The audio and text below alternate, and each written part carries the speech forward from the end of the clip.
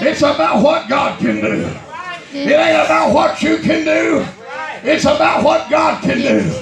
We studied back there this morning in the class with the young men. And I told them when you came in here, you were just young men. But when the light come down, it took form in your life. And when the form took place, then you began to move. And you began to do something. I see Wally playing drums. I see the other one back there singing. I see them sitting in there and they wasn't doing nothing until the light touched them. And I told them when the light touches, it changes things. And that's what happened to Solomon.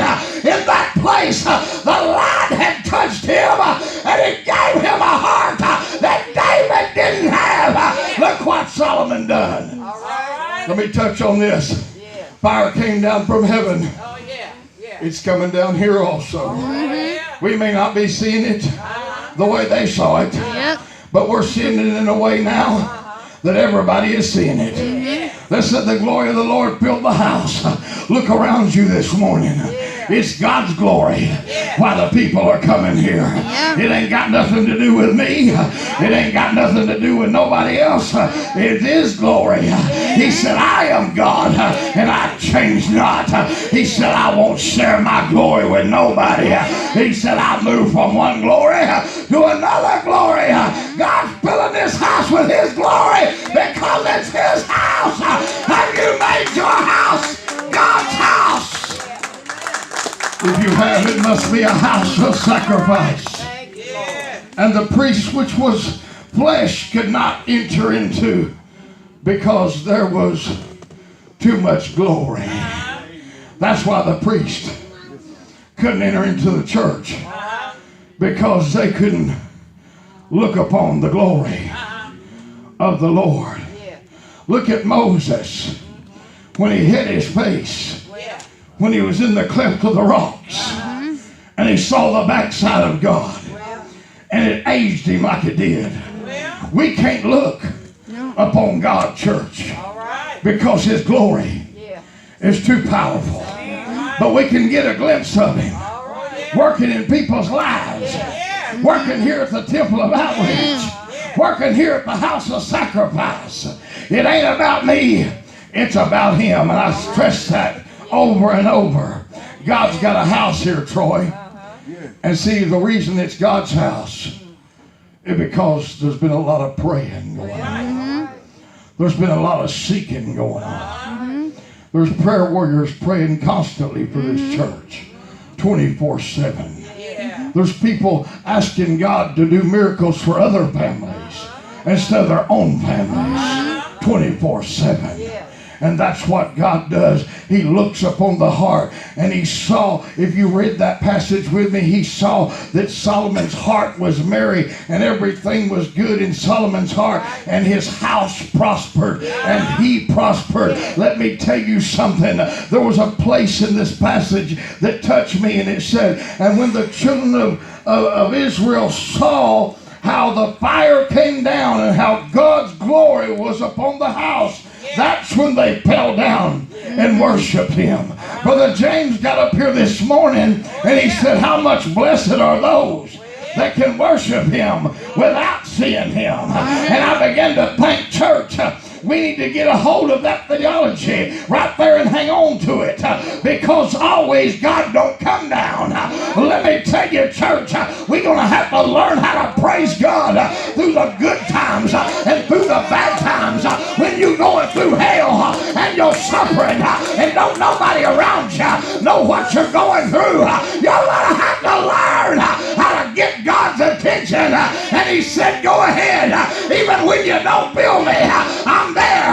Go ahead, even when you can't see me, I'm there. Go ahead, even when I don't come down the way you want to. Go ahead, I'm your God, and I'm always there. Yes. The church needs to learn how to fall down and worship him.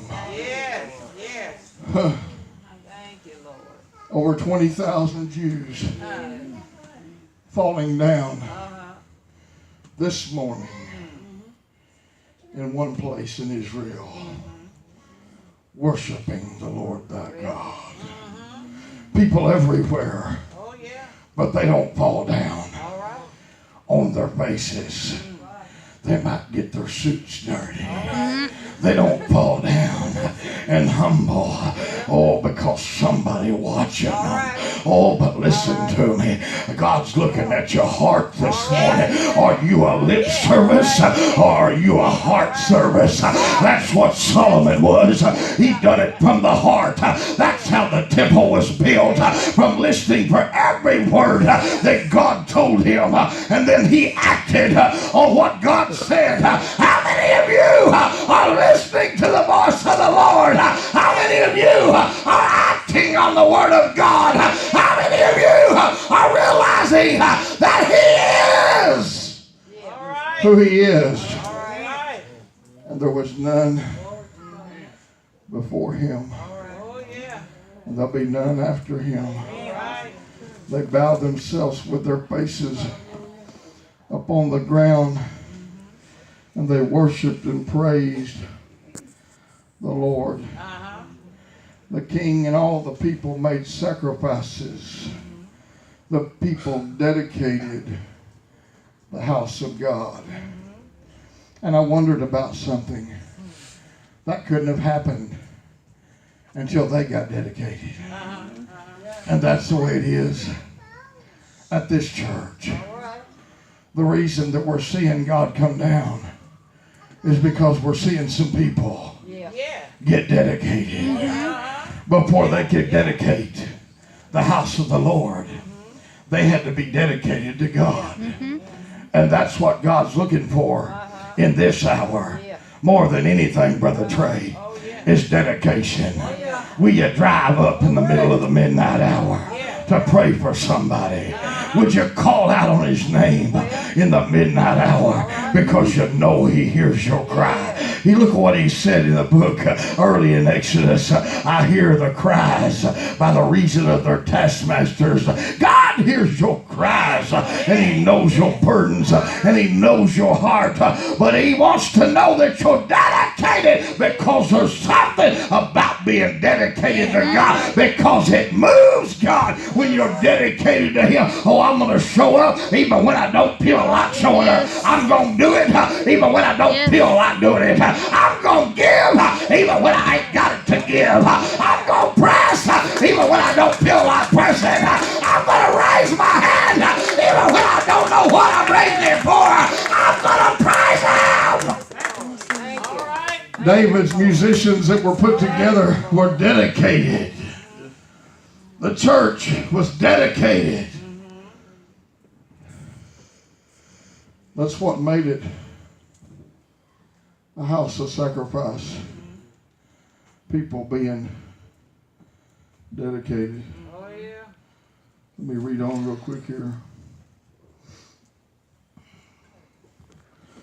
It says, Solomon finished the house of the Lord and the king's house, and all that came into Solomon's heart to make in the house of the Lord and in his own house, he prosperously effected. And the Lord appeared to Solomon by night and said unto them, I have heard thy prayer and have chosen this place to myself for a house of sacrifice. Not any old house would have made it right. Not any old house was a house of sacrifice. But God looked down upon Solomon and upon his heart. God's looking down this morning upon some of you's hearts. God's looking down into your life. And He knows whether you're doing or you ain't. He knows the intents of your heart, whether it's good or whether it's bad. And He looks at you and He says, are you my house?